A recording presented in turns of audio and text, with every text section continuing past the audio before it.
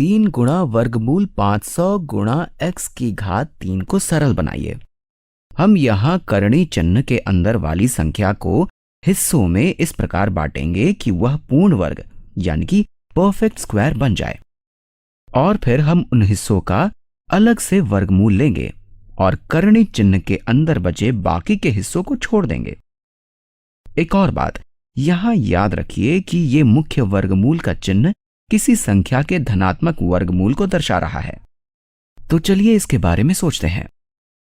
तो देखते हैं कि हम 500 गुणा x की घात 3 को किस तरह हिस्सों में बांट सकते हैं कि कुछ हिस्से पूर्ण वर्ग बन जाएं और बचे हुए हिस्से पूर्ण वर्ग ना हो। हम देख सकते हैं कि 500 पूर्ण वर्ग नहीं है और x की घात 3 भी पूर्ण वर्ग नहीं है।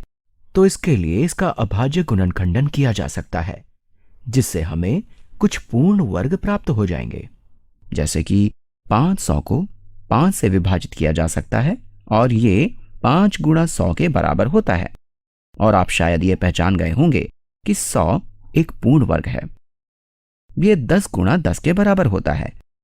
लेकिन अगर आपको ये नहीं पता होता और आप इसे गुणनखंडित करते रहते, तो आप 100 को 2 गुणा 50 के, 50 को 2 गुणा 25 के और 25 को 5 गुणा 5 के बराबर कहते।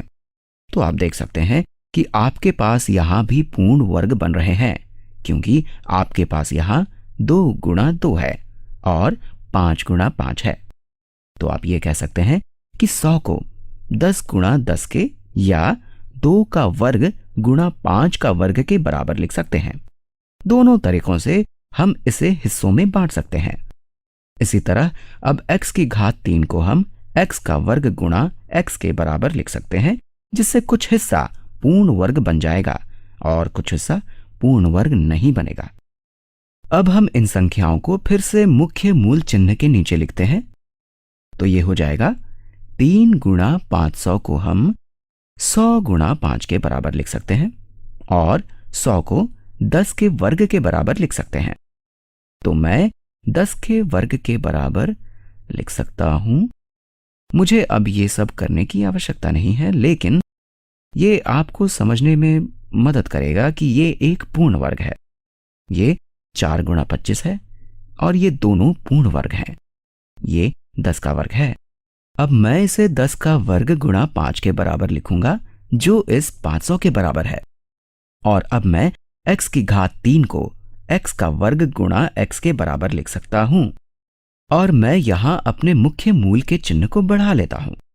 हम घातांकों यानी कि एक्सपोनेंट्स के गुणों से ये जानते हैं कि किसी भी संख्या का वर्गमूल यानी कि स्क्वायर रूट निकालना उसकी भिन्नात्मक घातांक लेने के बराबर होता है।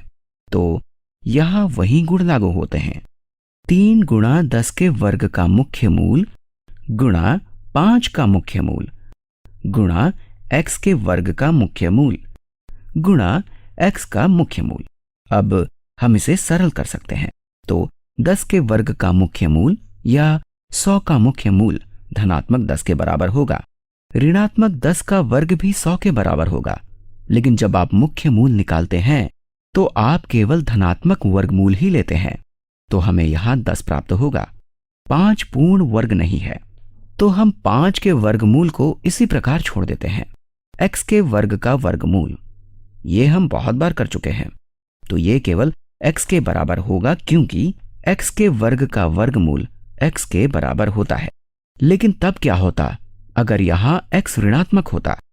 हम यहां x को ऋणात्मक 2 के बराबर मान लेते हैं, तब x का वर्ग 4 के बराबर होगा और 4 का मुख्य मूल धनात्मक 2 के बराबर होगा। तो आप यहां ये नहीं कह सकते कि ये x के बराबर होगा, क्योंकि यहां ये x के निरपेक्ष मान के बराबर था।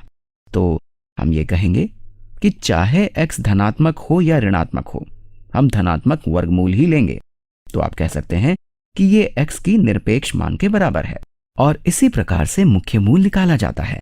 अब अगर हम इसे और सरल बनाने की कोशिश करते हैं, और याद रखिए कि हम सिर्फ व्यंजकों के समूह का गुणनफल कर रहे हैं और इसे हम किसी भी क्रम में ले सकते हैं, हम क्रम बदल भी सकते हैं। तो हमारे पास सब कुछ करनी से बाहर है, जिनका हम पहले गुणनफल निकालेंगे और फिर हमारे पास करणी रह जाएगी। तो अब हमारे पास 3 गुणा 10 गुणा x का निरपेक्ष मान है। 3 गुणा 10 30 के बराबर होता है। तो अब हमारे पास है 30 गुणा x का निरपेक्ष मान गुणा 5 का वर्गमूल गुणा x का वर्गमूल। और आप 5 के वर्गमूल और x के वर्गमूल को 5x के वर्गमूल के बराबर लिख सकते हैं। आप यहां दो संख्याओं को गुणा कर रहे हैं जिनका घात बराबर है।